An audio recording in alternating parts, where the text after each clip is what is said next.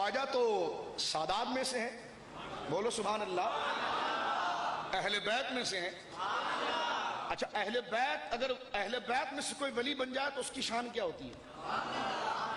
یعنی مولا علی کا بیٹا اگر ولی بنے تو وہ کیسا، اور کسی کو یہ نسب نہ ملے اور وہ ولی بنے تو کیا فرق؟ شاہ عبدالعزیز محدث دہلوی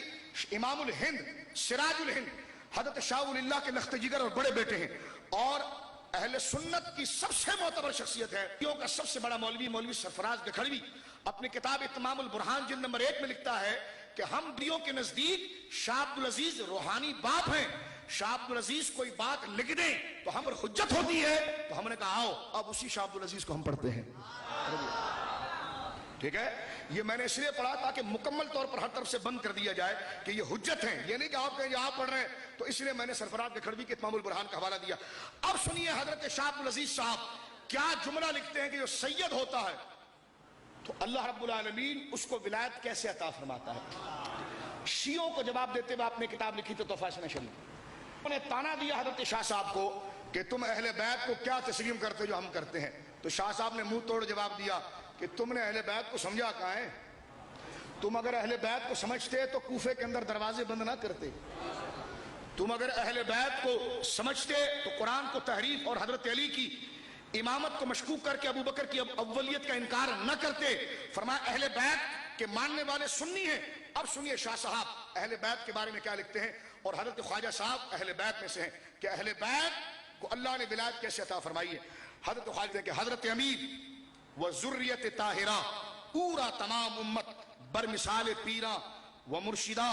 می پرسند و امور تکوینی آرا بعیشہ وابستہ می دانند و فاتحہ و درود و صدقات و نظر و منت بنام عیشہ رائج و معمول گریدہ چنانچہ بجمیع اولیاء اللہ ہمیں معاملہ است۔ یہ عبارت ہے، یہ علمہ کیا ہے کو جواب دیتے ہوئے حضرت شاہ عبدالعزیز محدث دہلوی رحمۃ اللہ علیہ جو امام احمد رضا کے پیدا ہونے سے کئی دہائی پہلے انتقال کر گئے ہیں، حضرت شاہ ولی اللہ کے بیٹے لکھتے ہیں کہ حضرت امیر یعنی حضرت علی و ذریت طاہرہ، شاہ صاحب کہتے ہیں کہ حضرت علی اور ان کی پاکیزہ اولاد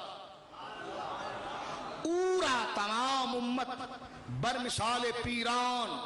و مرشدان می پرستند، فرمایا ان کو ساری امت اپنا پیر اور اپنا مرشد یقین کرتی ہے۔ حضرت علی کو اور حضرت علی کی جملہ اولاد کو شاہ عبدالعزیز صاحب کہتے ہیں کہ ساری امت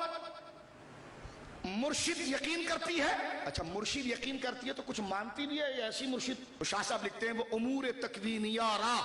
بعیشہ وابستہ می دانند،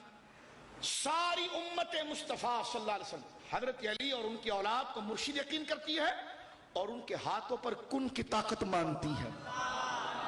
اور میرے خواجہ صاحب بھی اہل بیت میں سے، ٹھیک ہے۔ اور آگے لکھتے ہیں فاتحہ و درود، یہ کہتا ہے کہ امام محمد رضا نے فاتحہ نکالے ہیں، یہ فاتحہ کی باتیں بریلی سے آئی ہیں، یہ نظر و نیاز کی باتیں بریلی سے آئی ہیں۔ میں نے کہا بریلی نہیں پڑھ رہا، دہلی کے تاجدار کو پڑھ رہا ہوں، امام اہل سنت کو پڑھ رہا ہوں۔ وہ فاتحہ و درود و صدقات و نظر و منت، لفظ دیکھیں، فرمایا کہ ان ولیوں کے لیے فاتحہ بھی کرتے ہیں، صدقات بھی کرتے ہیں، نظر و منت بھی کرتے ہیں۔ نظر و منت کیا فرماتے ہیں؟ نظر و بنام عیشہ رائج و معمول گریدہ کا مانتے نہیں، بلکہ سنیوں کا تو یہ طریقہ ہے،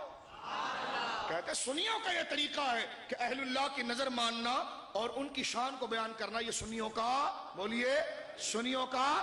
یہ طریقہ ہے۔ اب بتائیے خواجہ صاحب سے متعلق، اب یہ شاہ صاحب نے اہل سنت کا عقیدہ رکھا تو پھر کیوں نہ کہوں کہ میرا خواجہ غریب نواز ہے، کیونکہ اس حوالے سے واضح ہوا کہ خواجہ غریب نواز سادات میں سے حسنی حسینی ہے، اور شاہ صاحب نے اصول لکھا ہے کہ جو حسنی حسینی سادات ہوتے ہیں ان کے ہاتھ میں کن کی طاقت ہوتی ہے، ان کی نظر و فاتحہ ہوتی ہے، تو الحمدللہ